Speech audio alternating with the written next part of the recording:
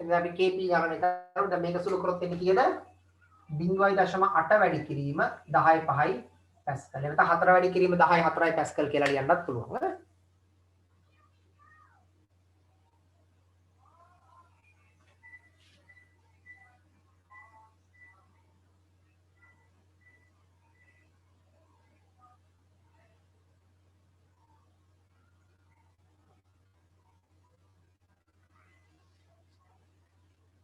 එහෙනම් kp නිරූපණය කරමු.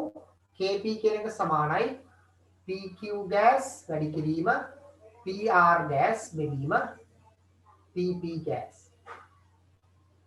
එහෙනම් kp කියන එක සමානයි 0.8 වැඩි කිරීම 10.5 පැස්කල් 0.8 වැඩි කිරීම 10.5 පැස්කල් 0.8 වැඩි කිරීම 10.5 පැස්කල්. එතකොට මේක කැපිලා යනවා උත්තරේ එන්නේ 0.8 වැඩි කිරීම 10.5 පැස්කල් කියලා. ඒසියම සුළු වෙනවා.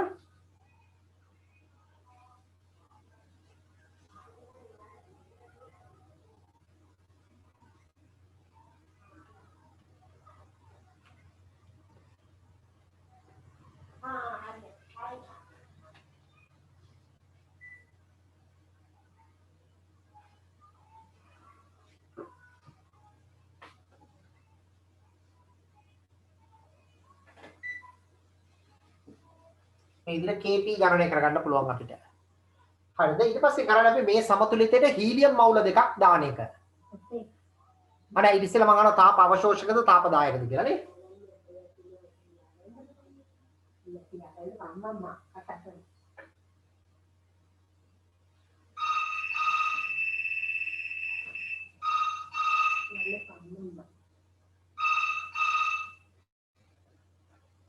හරිද?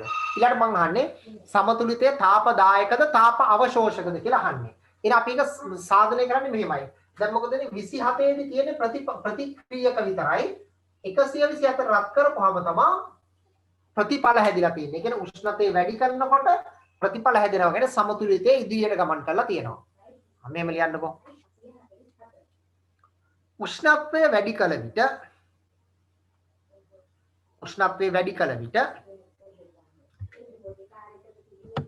ප්‍රතිඵල සෑදී ඇති නිසා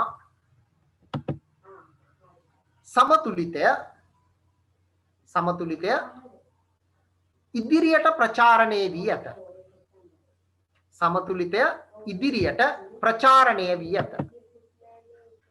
සමතුලිතය ඉදිරියට ප්‍රචාරණය වී ඇත. හරිද? අපිට එකෙන් හොයාගන්න පුළුවන් උෂ්ණත්වය වැඩි කරපුවම සමතුලිතය ඉස්සරහට ගිහිල්ලා කියලා.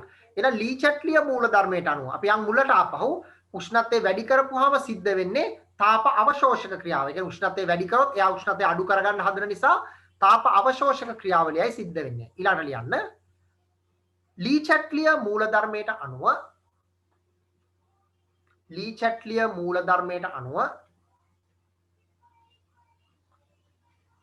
උෂ්ණත්වය වැඩි කල විට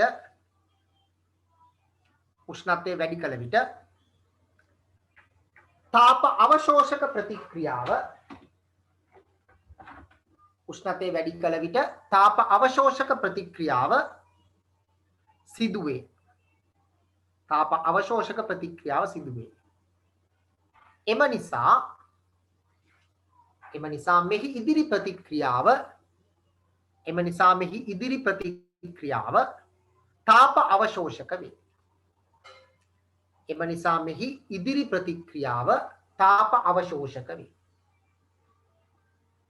එම නිසා මෙහි ඉදිරි ප්‍රතික්‍රියාව තාප අවශෝෂක වේ. හරිද? අන්නේ විදිහයි සාධනය කරන්නේ තාපදායකද තාප අවශෝෂකද කියලා. හරි. ඊළඟ ප්‍රශ්නේ බලමු. දැන් මේකට තව මොකද කරන්නේ? උෂ්ණත්වය නියතව තියාගෙන හීලියම් මවුල 0.2ක් එකතු කරනවා. අපි දන්නවා දැන් හීලියම් එකතු කළාට මේ සමතුලිතයට බාධාවක් ඇති වෙන්නේ නැහැ. මොකද මේවා එක්ක ප්‍රතික්‍රියා කරන්නේ නැති නිසා මෙයාලා වෙනස් වෙන්නේ නැහැ. එහෙනම් හීලියම් එකතු කරපුවම මුළු මවුල සංඛ්‍යාව කීයද? දැන් මෙතන තියෙනවා 0.3ක්. ඒකට තව 0.2ක් එකතු වෙනවා. මුළු මවුල සංඛ්‍යාව 0.5ක් වෙනවා. මේ තියෙන මුළු මවුල සංඛ්‍යාව සමානයි 0.5යි. එහෙනම් PV සමාන nRT දාලා මුළු පීඩනය ගණනය කරන්න. 4.157 10 ඍණ 3 0.5 8.314 වැඩි කිරීම 400 එතන 2යි 4 වැඩි කිරීම 10යි 5යි පැස්කල් කියන එක මුළු පීඩනය. මේක තමයි මුළු පීඩනය. 4 වැඩි කිරීම 10යි 5යි පැස්කල්. ඒක ගණනය කරන්න.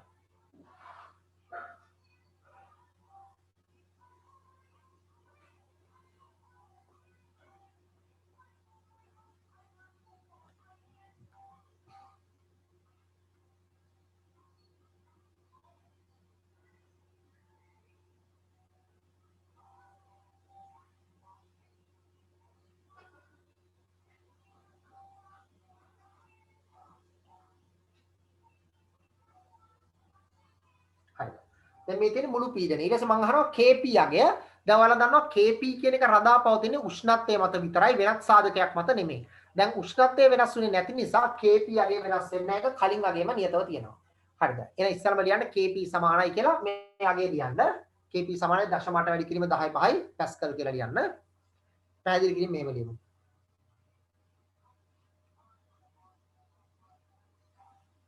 එහෙනම් අපිට ලියන්න පුළුවන් මේ විදිහට හීලියම් එකතු කළ විට පද්ධතියේ උෂ්ණත්වය හීලියම් එකතු කළ විට පද්ධතියේ උෂ්ණත්වය වෙනස්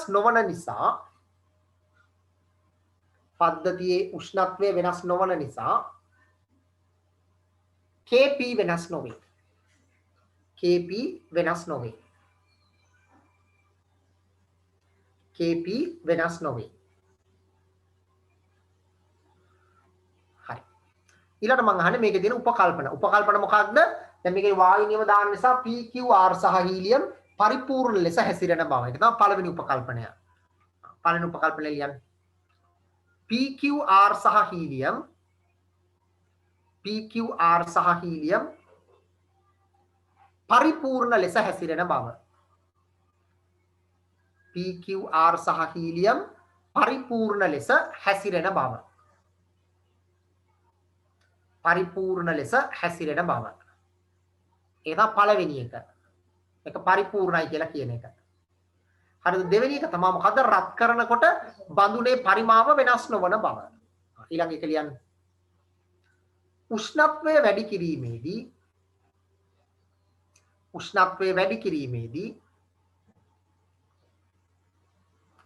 බඳුනේ පරිමාව වෙනස් නොවන බව. උෂ්ණත්වය වැඩි කිරීමේදී බඳුනේ පරිමාව වෙනස් නොවන බව. හරි. අන්න ඒ දෙක තමයි ප්‍රධාන උපකල්පන දෙක. හරි දෙච්චරයි සමතුලිතතාව ගහන කරන තියෙන්නේ. හරි දැන් ඔකේ තියෙන තියරි ටික මතක තියාගන්න. මොකද ඕවම තමයි කැරකි එක එක පැත්තට අහන්නේ අපේ. හරි. හරි මෙන්න මේකට ලියන්න බලන්න දැන් යම් කිසි සමතුලිතයක් මේ වගේ තිබුණා. හිතන්නකො මේ වගේ NH4HS solid. ප්‍රතික්‍රියක පැත්තේ තියෙන්නේ ඝන ද්‍රව්‍ය, ප්‍රතිඵල පැත්තේ තියෙනවා වායු H2S gas. එහෙනම් මේ වගේ එකට KP ලියන්න ගියොත් මොකද කරන්නේ? අපි ප්‍රතික්‍රියක ඝන ද්‍රව්‍යයක් තියෙන ඒක සලකන්නේ නැහැ. එහෙනම් මෙයාගේ KP යගේ රඳා පවතින ප්‍රතිඵල මත විතරයි. NH3 gas වැඩි කිරීම H2S gas. හරි එහෙනම් මේ වගේ ප්‍රතික්‍රියාවක මොකද වෙන්නේ? KP යගය ප්‍රතිඵල මත පමණක් රඳා පවතිනවා. ඒකට ඉන්නේ ප්‍රතිඵල වල ආංශික පීඩනය පමණයි. කියලා ලියන්නකෝ.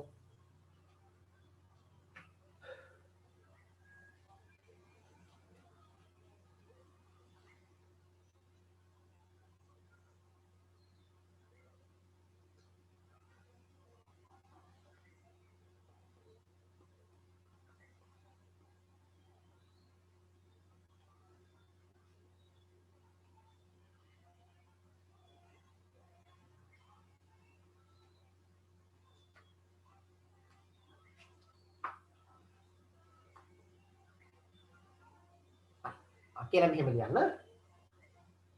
මෙහි ප්‍රතික්‍රියක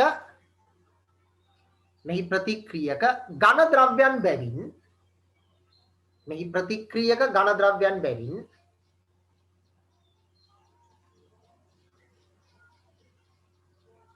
KP ප්‍රකාශනය තුල ඝන ද්‍රව්‍යයන් නොපවති. KB ප්‍රකාශනය තුල ඝන ද්‍රව්‍යයන් නොපවති. ඝන ද්‍රව්‍යයන් නොපවති. හරි. අන්න ඒකෙදී ලියන්න ඕනේ දේ. හරි. එහෙනම් ඊට පස්සේ අපි බලමු කොහොමද ප්‍රතිවර්ත රසායනික ප්‍රතික්‍රියාවකට ඔය KC KP වගේ තව එකක් තියෙනවා QC හා QP කියලා. ඒක මොකක්ද කියලා බලමු. මෙන්න මේක. QC හා QP කියලා ලියන්න පුළුවන්. කියලා මේ ලියන්නකො ප්‍රතිවර්ත රසායනික ප්‍රතික්‍රියාවක් සඳහා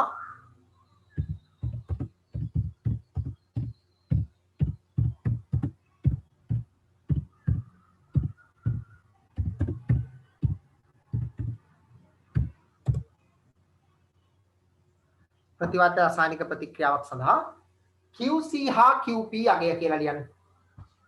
QC හා QP අගය.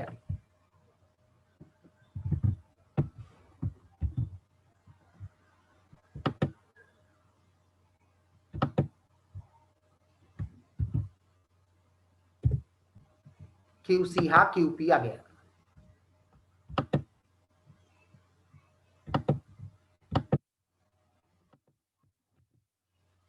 හරි මොකද්ද QC හා QP අගය කියලා කියන්නේ? හරිද?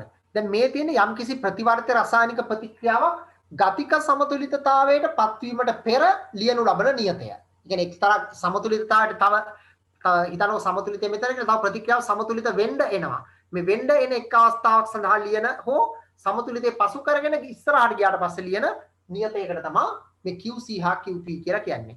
ඒකේ ලක්ෂණය තමයි කාලය සමග මේක වෙනස් වෙනවා. අපි දැන් හිතනවා මෙතන තමයි සමතුලිත ලක්ෂණ දැන් ප්‍රතික්‍රියාව තියෙන තව සමතුලිත වේගන එනවා. මෙතෙන්දි ගණනය කරන එකට වඩා තව ටිකක් ඉස්සරහට ගිහලා ගණනය කරපුවම අගය වෙනස් වෙනවා. හරි KC KP වෙනස් වෙන්නේ නැහැ. එයා උෂ්ණත්වය මත විතරයි වෙනස් වෙන්නේ. හරි යනකො එනම්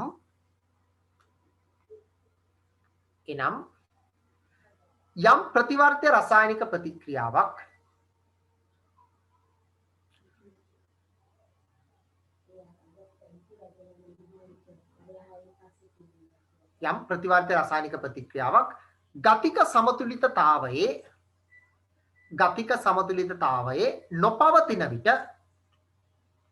ගතික සමතුලිතතාවයේ නොපවතින විට ලියනු ලබන නියතය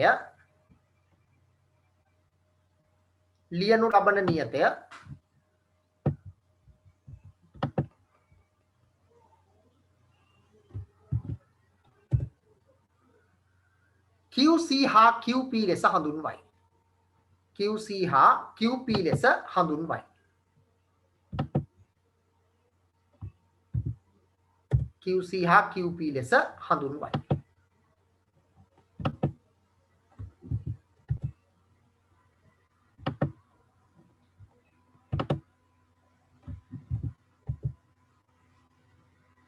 QC හා QP ලෙස හඳුන්වයි. හරි. අපි તો මෙන්න මේ වගේ. මම මේ පොඩි සමතුලිතයක් ගන්නම් මේ වගේ AAQ BAQ සහ CAQ. මේක අර KC විදියටම තමයි ලියන්නේ. මම මෙතන දෙකක් දාන්නම්කෝ. දෙකයි. එහෙනම් මෙයා සමතුලිතයට පෙර. තව මෙයා ගතික සමතුලිතයට ඇවිල්ලා නැහැ. ගතික සමතුලිතයක්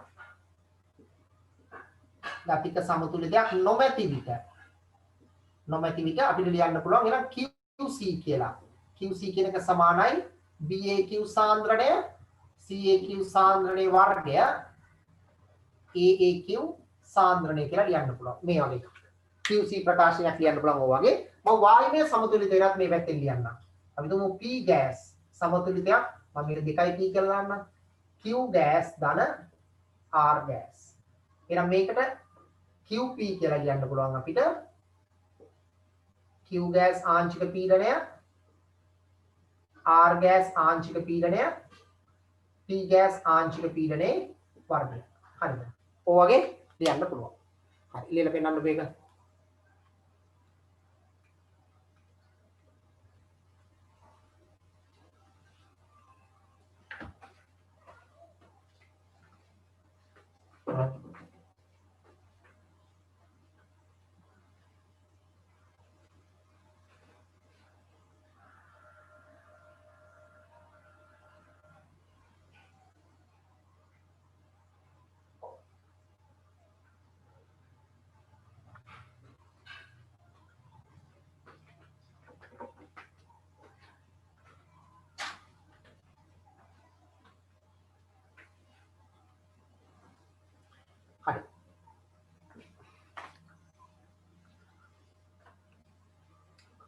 ඔක තමයි QP හෝ QC කියලා කියන්නේ. හරි අපි તો මෙන්න මේ වගේ. දැන් මේ තියෙන ප්‍රතික්‍රියාව සිදුවන මාර්ගය මම මේ පෙන්නන ප්‍රතික්‍රියා මාර්ගය. ප්‍රතික්‍රියා මාර්ගය. දැන් ප්‍රතිවර්ත රසායනික ප්‍රතික්‍රියාවක් මෙතන ඉඳන් කෙලවරටම ගමන් කරන්නේ මැදදී සමතුලිත වෙනවා. අපි તો මෙතන තමයි සමතුලිතතා ලක්ෂ්‍ය කියලා කියන්නේ. සමතුලිතතා ලක්ෂ්‍ය. හරිද? මෙතෙන් තමයි සමතුලිතතා ලක්ෂ්‍යය තියෙන්නේ. එහෙනම් අපි හිතමු මෙන්න මේ වගේ. සමතුලිතතා ලක්ෂ්‍යයට මම KC එකක් ගන්නකො. අපි හිතමු දැන් මේකට ප්‍රතික්‍රියාවට ගත්තොත් KC එන්නේ යම් කිසි වර්ගයක් නෙන්නේ. මම මේව ගන්නම්. මම නිකන් සංඛ්‍යාත්මක උදාහරණයක් ගන්නෙ. වැඩි කිරීම MOL වර්ගය DM-6. 8යි එන්න ඕනේ සමතුලිතතා නියතය. ගන්න එක 8යි. හරිද? එහෙනම් අපි මෙන්න මේක සමතුලිතයට ලක්ෂ්‍යයට පත් වීමට පෙර ගණනය කරොත් මෙන්න මේ වගේ හරියකදී ගණනය කරොත් ඔයාලට 5.5යි MOL වර්ගය DM-6 කියලා ගියා. එහෙනම් තාම මොකද වෙන්නේ? යා සමතුලිතතා ලක්ෂ්‍යයට ඇවිල්ලා නැහැ. ඊට ඉස්සෙල්ලා තව සමතුලිත වෙන්න යන ගමන් තමයි. එහෙනම් નિયમિત KC යගේට වඩා ලැබෙන KC මේ QC යගේ මොකද වෙලා තින්නේ? කුඩයි. ඒ කියන්නේ කුඩයි කියන්නේ තාම මෙයා ඉස්සරහට ගමන් කරනවා. එහෙනම් ප්‍රතික්‍රියාව මොකද යා මේ ගන්නටපත් වෙන්න එපා. ඒ නිසා තව සමතුලිතය ඉදිරියට ගමන් කරනවා. එහෙනම් අපිට ඒකේ පොදුවේ ලියන්න පුළුවන්. ලැබෙන QC යගය KC යගයට වඩා කුඩයි. එහෙම නැත්නම් QP යගය KP යගයට වඩා කුඩා නම් සමතුලිතය තව ඉදිරියට ගමන් කරනවා කියනවා. හරිද? මෙහෙම ලියන්නකෝ. රසායනික ප්‍රතික්‍රියාවක අපි මේ විදිහට ලියමු. QC කුඩයි KC. QC කුඩයි KC හෝ QP කුඩයි KP. QP කුඩයි KP ලෙස ලැබේ නම්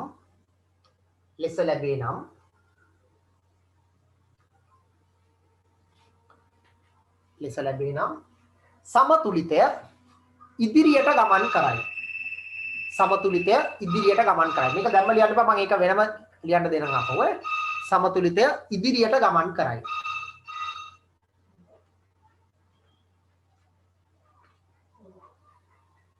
සමතුලිතය ඉදිරියට ගමන් කරයි.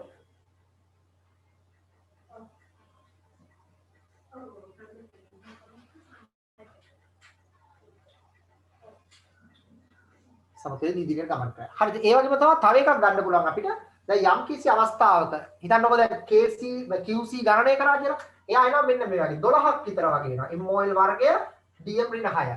හරිද? 12ක් විතර වගේ ලැබෙනවා. ඒ කියන්නේ මොකද වෙලා තියෙන්නේ? සමතුලිත ලක්ෂ්‍යයේදී KC යගයට වඩා QC යගේ විශාලයි. එහෙනම් මෙයා මොකද කරන්නේ? මෙයා මේ යගයටපත් වෙන්න ඕනේ. සමතුලිත ටිකක් පස්සට ගමන් කරන්න ඕනේ. දැන් අපි අර සමතුලිතව පවතින පද්ධතියකට ප්‍රතිඵල ස්වල්පයක් එකතු කරපුවාම උනේ ප්‍රතිඵල ස්වල්පයක් ගමන් පස්සට ගමන් කරේ. ඒ කියන්නේ ප්‍රතිඵල ටිකක් එකතු කරන ගමන්ම පවතින KC යගේ එකපාරටම වැඩි වුණා. හරිද? ඒ කියන්නේ QC යගේ වැඩි වුණා.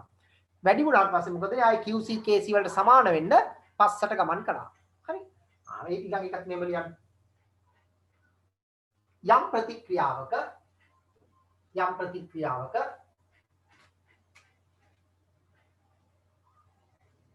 QC විශාලයි KC හෝ QP විශාලයි KP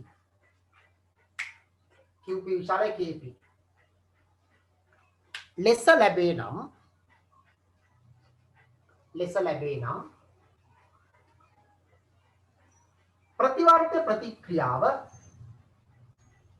ප්‍රතිවර්ත ප්‍රතික්‍රියාව පසුපසට ගමන් කරයි. ප්‍රතිවර්ත ප්‍රතික්‍රියාව පසුපසට ගමන් කරයි. හරි. අපි එක මෙන්න වගේ අඳලා පෙන්නමු. එතන ප්‍රතික්‍රියා මාර්ගය. හරිද? මෙන්න මේ වගේ දැනගත තමයි තියෙන්නේ සමතුලිතතා ලක්ෂ්‍ය කියන එක. සමතුලිතතා ලක්ෂ්‍ය. එහෙනම් සමතුලිතතා ලක්ෂ්‍ය මෙන්න මේ වගේ දැනගදී මොකද වෙන්නේ? QC කුඩයි KC හෝ QP කුඩයි KP. එහෙනම් කොහාටද යන්නේ ප්‍රතිවර්ත රසායනික ප්‍රතික්‍රියාව? මේ කුඩා නම් තව ඉදිරියට ගමන් කරනවා. එහෙනම් අපි කියනවා සමතුලිතය ඉදිරියට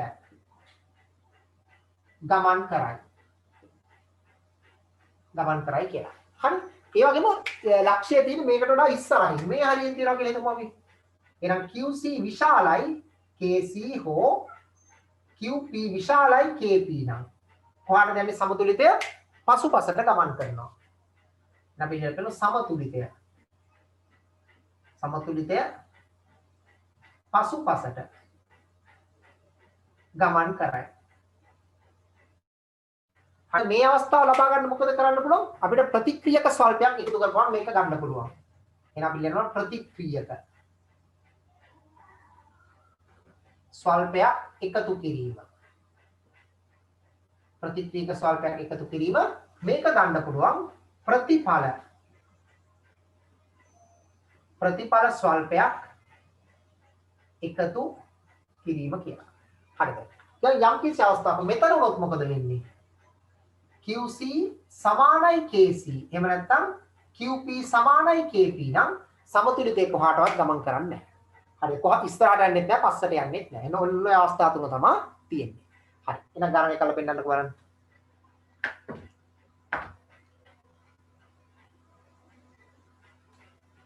ඇදලා පෙන්නන්න මේක.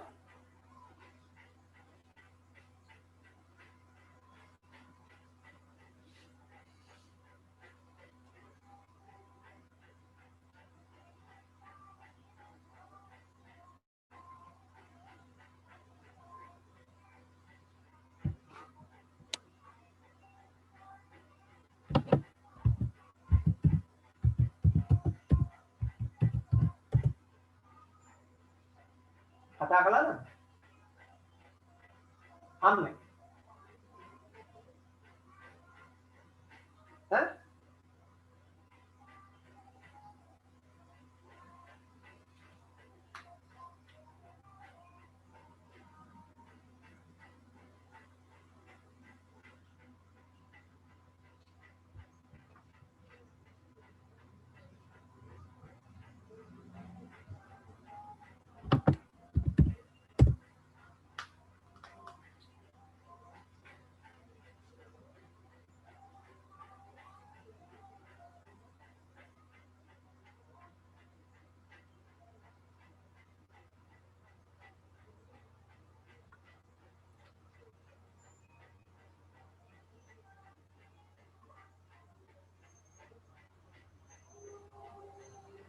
හරි.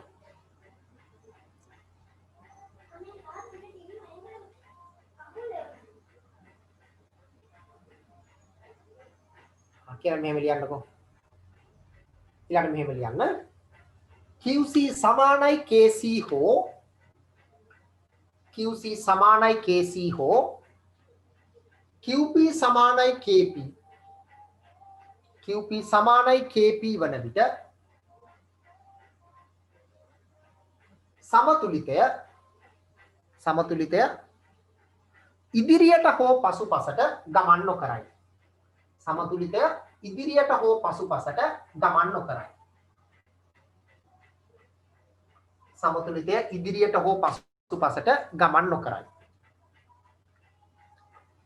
හරි. එහෙනම් අපි එකෙන් පොඩි උදාහරණයක් හදලා බලමු කොහොමද වෙන්නේ කියලා. උදාහරණ කියලා මෙහෙම ලියන්න. පොඩි ලේසි උදාහරණයක් හදන්නේ. කියන්නේ පරිමාව 1 ඝන ඩෙසිමීටර් වන බඳුනක් තුල පරිමාව 1 ඝන ඩෙසිමීටර් වන බඳුනක් තුල පහත සමතුලිතය ගතික සමතුලිතයේ පවතී.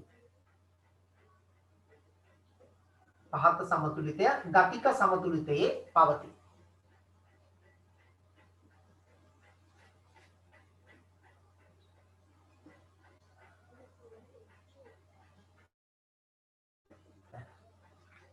මේකයි සමතුලිතය. ඔක්කොම ඝන ඩෙසිමීටරයට මවුල වලින් දීලා තියෙන්නේ. පරිමාව ඝන ඩෙසිමීටර 1යි.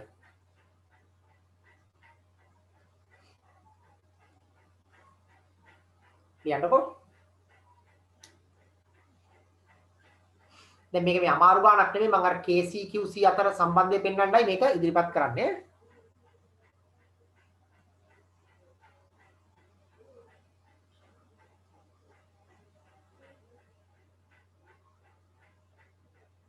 කියලා මෙහෙම ලියන්න. සමතුලිතය සඳහා Kc ගණනය කරන්න. සමතුලිතය සඳහා Kc ගණනය කරන්න. ඒක තමයි පළවෙනි කොටස.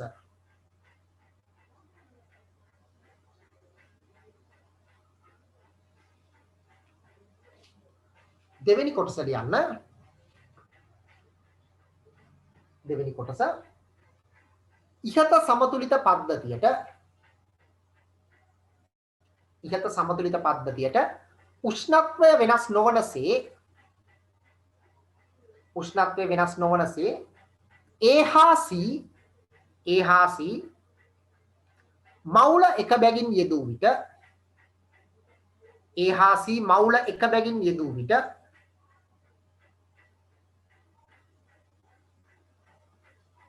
සමතුලිතය ගමන් ගන්නා දිශාව අපෝහණය කරන්න.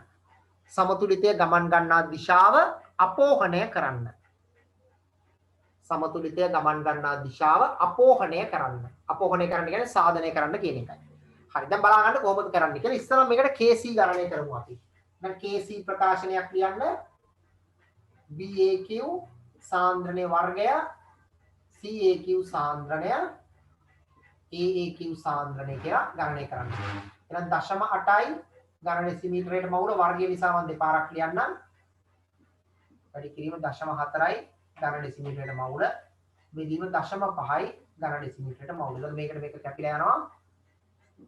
මෙයා 0.8ක් වෙනවා දෙකෙන් වැඩි වෙන නිසා. ඒක 0.8 තුන් පාරක් වැඩි වෙන එකයි වෙන්නේ. බලන්න ගණනය කරලා කීයද කියලා.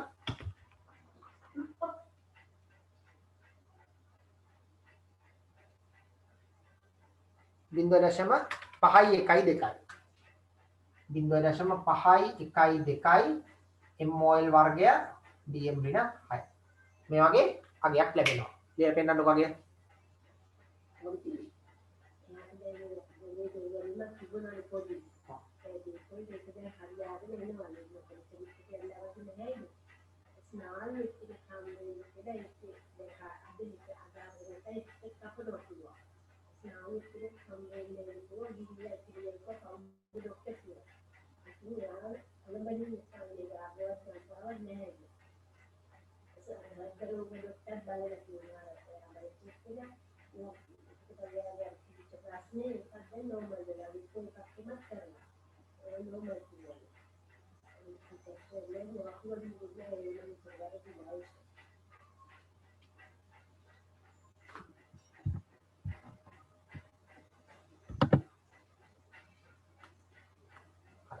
මේ විදිහට KC ගණනය කරන්න පුළුවන් අපිට.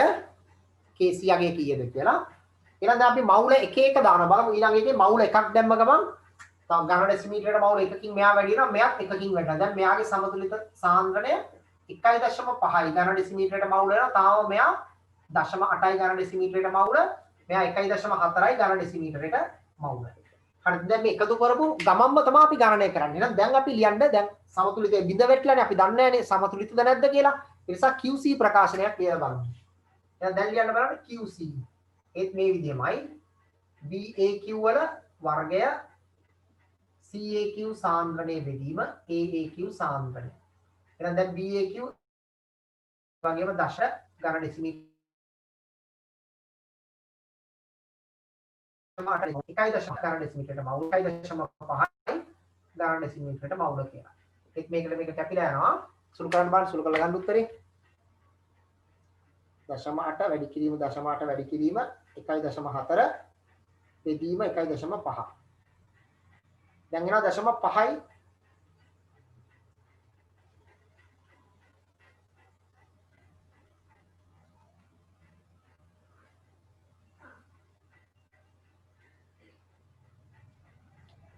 0.5යි 9යි 7යි 0.5යි 9යි 7යි මේක තමයි QC අගය කියලා කියන්නේ. QC ගණනය කරගන්න පුළුවන් ඒකක මේවමයි mol වර්ගය dm ඍණ 6.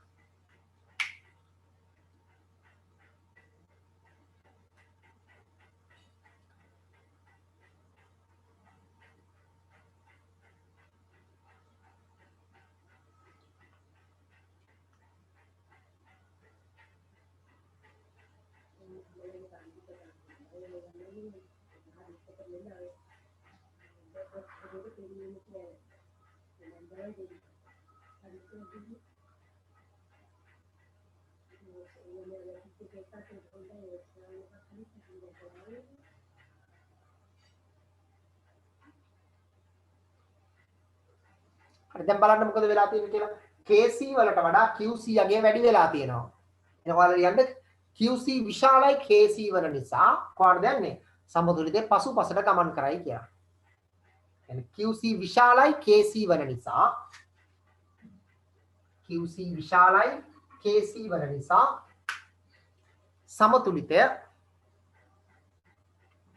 සමතුලිතය පසුපසට ගමන් කරයි.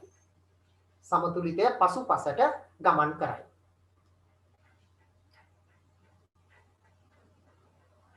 සමතුලිතය පසුපසට ගමන් කරයි. හරි. ඔන්න වගේ එකක් තමයි QC වල තියෙන ප්‍රධානම ප්‍රයෝජනය.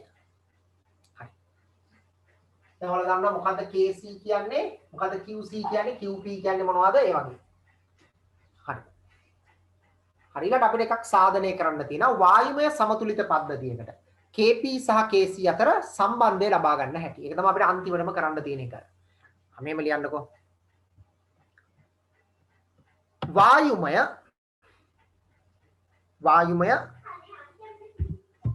ප්‍රතිවර්ත්‍ය රසායනික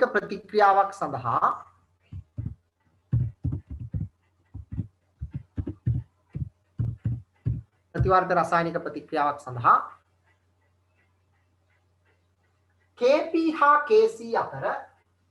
KP හා KC අතර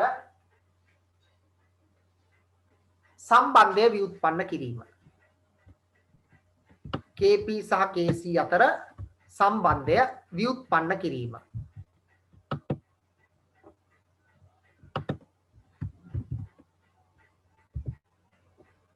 KP සහ KC අතර සම්බන්ධය ව්‍යුත්පන්න කිරීම. හරි. මම ඒකට මෙයාගේ පොඩි ප්‍රතික්‍රියාවක් වායුවේ ප්‍රතික්‍රියාවක් ගන්නවා. ඉස්සලා ගත්තේ කොහොම ගන්නවා? A gas B gas C gas ධන D gas කියලා ප්‍රතික්‍රියාව ගමු. වායුමය ප්‍රතික්‍රියාවක්. එහෙනම් මම මේකට ඉස්සෙල්ලාම ලියන්නම් KC. KC ප්‍රකාශනයක් ලියුවොත් වායුවට සාන්ද්‍රණය ලියන්න පුළුවන්. D gas වල simple D, A gas simple A, B gas වල simple B. ඔය විදිහට පළවෙනි ප්‍රකාශනය ලියන්න පුළුවන්. ඊළඟ දෙවෙනි ප්‍රකාශනය මම KP වලට ලියන්නම්. KP කියන එක සමානයි PC gas වල simple C වෙනි බලය, PD gas වල simple D, PA gas වල simple A, PB gas වල simple B කියලා ලියමු. හරිද? දැන් අපි දන්නවා සාන්ද්‍රණය සහ ආංශික පීඩනය අතර සම්බන්ධයට අපිට ගන්න පුළුවන් මෙන්න මේක. P සමානයි CRT කියන වායු වලින් කියන එක. එහෙනම් A වල ආංශික පීඩනය කියන එක සමානයි A gas සාන්ද්‍රණය RT, PB සමානයි B gas සාන්ද්‍රණය RT, PC සමානයි C gas සාන්ද්‍රණය RT, D සමානයි D gas සාන්ද්‍රණය RT කියලා ලියන්න පුළුවන්. එහෙනම් දැන් මෙන්න මෙතන ආංශික පීඩන පද මේවෙන් ආදේශ කරමු. එහෙනම් මම ලියුවොත් මෙතන KP සමානයි C gas වෙනකොට මේක නේ C gas සාන්ද්‍රණය RT. මේක වෙනකොට මම මේ ටික දැම්මා. C වෙනි බලය D gas සාන්ද්‍රණය RT වල simple D වෙනි බලය A gas සාන්ද්‍රණය RT වල simple A වෙනි බලය B gas සාන්ද්‍රණය RT වල simple B වෙනි බලය කියලා ලියන්න පුළුවන්. හරිද? ලියලා අපි වරහන් ඉවත් කරමු මේක. එහෙනම් මට ලියන්න පුළුවන් KP සමානයි මේක ලියන්න පුළුවන් C gas සාන්ද්‍රණය simple C වෙනි බලය D gas සාන්ද්‍රණය simple T RT වල දර්ශක දෙක එකතු කරලා C ධන D කියලා ලියන්න පුළුවන්. යටින් මේක ලියන්න පුළුවන් A gas සාන්ද්‍රණයේ simple A වෙනි බලය B gas සාන්ද්‍රණයේ simple B වෙනි බලය RT වල A ධන B කියලා ලියන්න පුළුවන්. හරිද? එහෙනම් මෙන්න මේකේ මෙන්න මේ ටික වෙනුවට අපිට ලියන්න පුළුවන් ඒක මේකට සමාන නිසා KP සමානයි KC කියලා RT පාදයේ සමාන නිසා දර්ශක ටික සුළු කරන්න පුළුවන් c ධන d වලින් අඩු කරන්න a ධන b කියලා. හරිද? මෙන්න මේක තමයි අන්තිම ප්‍රකාශනය. අනිවාර්යෙන් මෙතන ලියනකොට මෙන්න මෙතන වරහන තියෙන්න ඕනේ. මොකද මෙතන මේ සංගුණකය බලය අයිති වෙන්නේ r සහ t දෙකටම නිසා. ඔකට නම් පොදුවේ අපිට ලියන්න පුළුවන් මෙන්න මේ විදිහට kp සමානයි kc rt delta n කියලා ලියන්න පුළුවන් මේකම අරගෙන. එහෙනම් delta n කියන්නේ මොනවද? ප්‍රතිඵලවල ස්ටොයිකියෝමීට්‍රික සංගුණකවල එකතුවෙන් ප්‍රතික්‍රියකවල ස්ටොයිකියෝමීට්‍රික සංගුණකවල එකතුව අඩු කරන එක තමයි delta n කියලා කියන්නේ. හරි මේක ව්‍යුත්පන්න කරන්න මතක තියාගන්න ඕනේ. හරි. හදලා පෙන්නන්නකෝ.